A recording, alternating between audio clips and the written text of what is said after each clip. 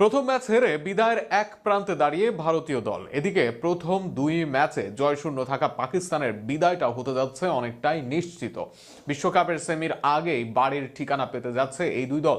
অপরদিকে বিশ্বকাপ না খেলে যেন দুই দলের ডাউনফল উপভোগ করছে বাংলাদেশের ক্রিকেট ভক্তরা। ভারত ও পাকিস্তানের বিদায় নিয়ে আরও থাকছে প্রতিবেদনে।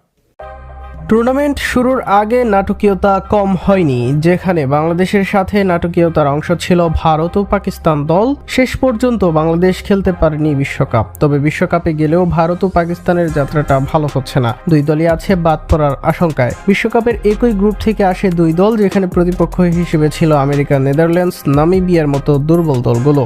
তাদের বিপক্ষে জিতে সুপার এইটে আসে পাকিস্তান ও ভারত। তবে এই সুপার এইটে এসে লেজে গোবরে অবস্থা দুই দলের। ভারত শুরুর ম্যাচে হেরে গিয়েছে দক্ষিণ আফ্রিকার বিপক্ষে। হেরে যাওয়ার ব্যবধানটাও যেন তেন নয়। প্রোটিয়াদের সাথে ঘরের মাঠে হারটা ৭৭ রানের। অপরদিকে ওয়েন্ডিজ দল শুরুর ম্যাচে জিম্বাবুয়েকে বড় ব্যবধানে হারিয়ে রান রেটে নিয়েছে বড় লাভ। অবস্থা এমন, কোনোভাবে ওয়েন্ডিজ দক্ষিণ আফ্রিকাকে হারিয়ে দিলেই শেষ চার নিশ্চিত হয় তাদের। সেই ক্ষেত্রে বাদ পড়ার ঝুঁকি বড় আকারেই থাকবে ভারতের। পাকিস্তানের অবস্থা আরও জটিল। শুরুর ম্যাচে নিউজিল্যান্ডের সাথে বৃষ্টিবিঘ্নিত ম্যাচে পয়েন্ট ভাগাভাগি। অবশ্য পাকিস্তান যে ফর্মে ছিল তাতে এই ম্যাচেও আন্ডারডগ ছিল তার।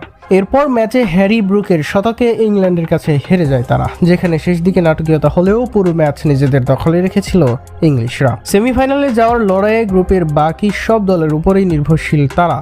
সবার আগে তাদের জিততে হবে শ্রীলঙ্কার বিপক্ষে, এরপর নিউজিল্যান্ডের ফলের দিকেও চেয়ে থাকতে হবে তাদের। আশা করতে হবে ইংলিশরা যাতে জিতে যায় সবগুলো ম্যাচ। এত কিছু করেও আবার তাকিয়ে থাকতে হবে রান রেটের দিকে। সবকিছু মিলিয়েই ভুলে যাওয়ার মতো টি-20 বিশ্বকাপ চাচ্ছে পাকিস্তানের। ভিউয়ারশিপের লোভে আইসিসি এই দুই দেশকে নিয়েই করে মাতামাতি। বিশেষ করে দুই দেশের রাইভালারি জিয়ে রাখতে আইসিসির কাছে বাড়তি প্রচেষ্টা থাকে।